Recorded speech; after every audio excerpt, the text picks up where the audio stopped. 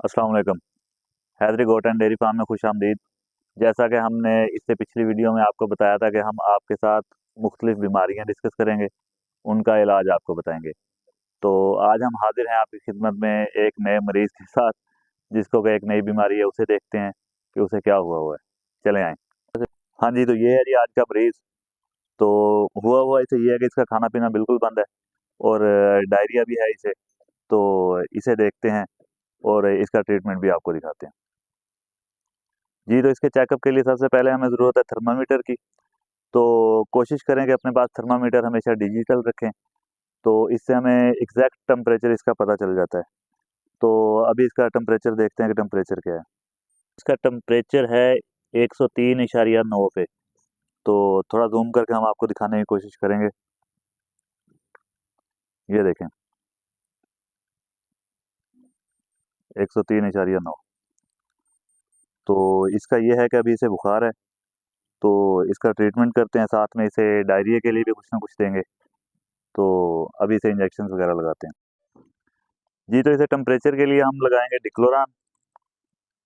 तो डिक्लोरान टेम्परेचर के लिए बकरियों में सबसे बेस्ट यही है और अच्छा रिजल्ट देता है हमें। एक एम्प्यूल इसे लगा देंगे जी डिक्लोरान का।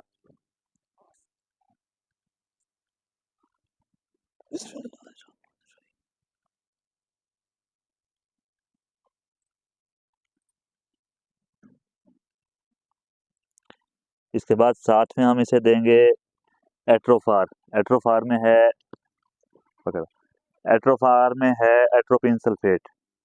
ये आपको एट्रोपिन के नाम से मिले, एट्रोफार के नाम से मिले, मतलब ये है कि इसमें एट्रोपिन सल्फेट होना चाहिए। तो बकरियों के लिए ये बहुत अच्छा है, एज एंटीबायोटिक यूज़ होता है ये इसे हम लगा देंगे तकरीबन 2 से 2.5 सीसी। पहले साइड चलाते हैं।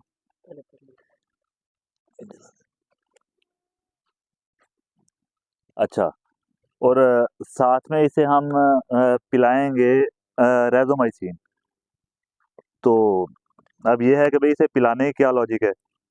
तो मैंने जो इसकी प्रैक्टिस की है रेजोमाइसिन की, डायरिया के लिए ये बकरियों में बहुत अच्छा है और बहुत सस्ता है। मे बी के डॉक्टर्स जो हैं ये प्रेफर ना करें, मगर मैंने जो भी प्रैक्टिस की है रेजोमाइसिन की, एंटीबायोटिक भी ठीक है, लगाने से भी डायरिया को फ़र्क पड़ता है इसके, मगर पिलाने से जो है ये बहुत जल्द रिकवर होता है। मतलब आप डायरिया में अगर बड़ी बकरी है तो उसे आप 5 से 6 सीसी पिला दें, और अगर छोटा बकरी का बच्चा है तो 3 सीसी पिला दें, 2 अढ़ाई सीसी तक पिला दें, तो रिज़ल्ट इसका जो है बहुत अच्छा मिलता है।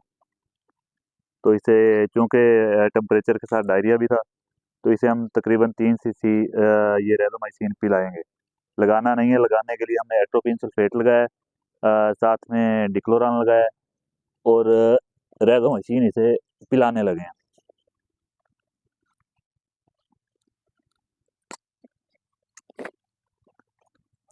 ले जी, ये था इसका ट्रीटमेंट। और इसके बाद जो है नेक्स्ट वीडियो जैसे ही ये रिकवर हो जाती है या नहीं भी रिकवर होती है इस ट्रीटमेंट के साथ, तो भी हम आपको बताएँगे। तब तक के लिए अपना और अपने जानवरों का बहुत सारा ख्याल रखिएगा। अल्लाह निगहबान।